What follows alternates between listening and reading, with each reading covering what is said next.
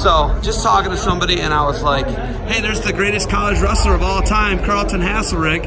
And the guy goes, what are you talking about? 6-time NCAA champion, yes. 3-3, 3 in D2, 3 in Division I. Never been done. Right.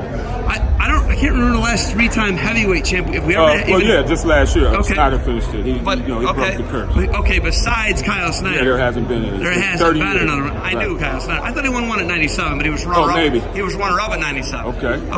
So, I look at the success that you had. It's been unmatched. Actually, you can't do it anymore. Right. But looking at the accomplishment, a 6-time NCAA champ, okay, you're the first to do it, you're the last to do it.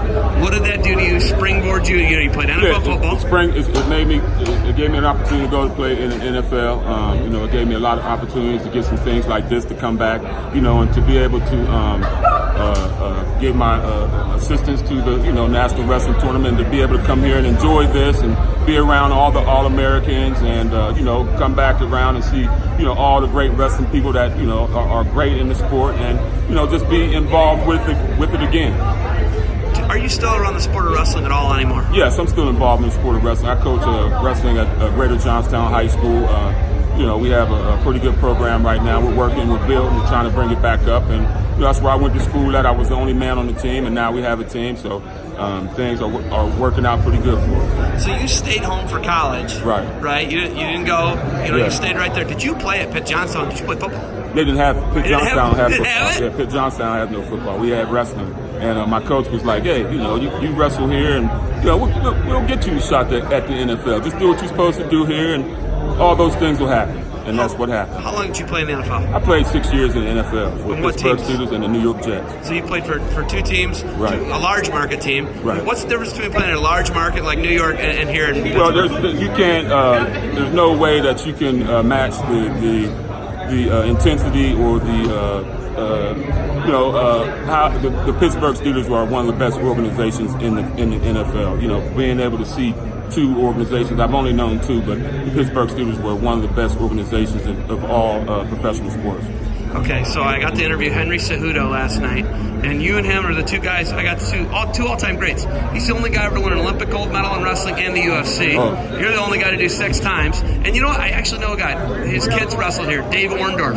Okay. You beat Dave in the finals, right? Yeah. Who you beat? You beat Joel in the finals, Greenlee. Right. Dave Orndorff, and who's the third one? Dean Hall. He was from Edinburgh. And Dean Hall. Yeah. Oh my gosh. Yeah. So when you look at your dominance at heavyweight, do you think that you've changed the type of athletes that coaches recruit now?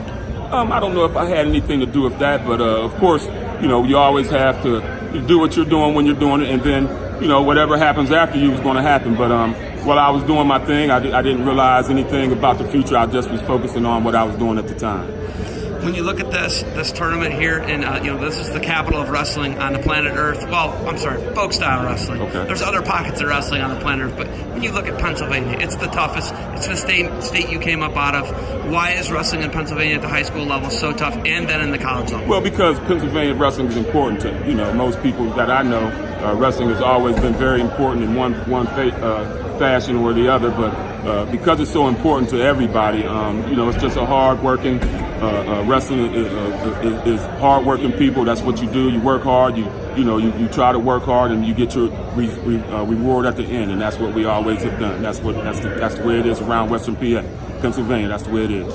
Saw Joel Greenlee earlier. They got the mat rolled out. Maybe we could get a rematch with you and Joel. He's got a couple pounds and inches on you. He's a little bit bigger than you. Well, he wasn't done though. He was just tall and rangy then, right? Right. He's a big dude now. Have you seen Joel? No, I haven't seen him. Joel's a hoss. Yeah, he's always been that way. He's a real big, strong man. And, we can get it on. Let me get a week. 1 week, and I'll be ready. Okay. Do you teach? What do you do for a living? I coach high school football and wrestling in Johnstown, Greater Johnstown, the same place where I came from. So I'm having a good time there. I have a lot of kids that I've coached since they were 4 and 5 years old in wrestling and football, and I'm trying to guide their careers to make them the most successful people that they can be. When I call you the GOAT, greatest of all time, does it sink in? And do you see it that way? Well, it's very hard to see it that way for me right now, but maybe in a few years I'll be able to understand that and get that into my brain and feel that. But right now, I'm just one of the guys who are doing what I'm supposed to do and keep moving and just stay humble and hungry. All right, Carlton. Thanks for the time. It's always awesome to talk to one of the greatest of all time. Thank you. I appreciate it. And humble. I think that's humble a great way hungry. to describe Humble it. Thank you for the time. Hungry. Good luck to you moving forward. Thank you.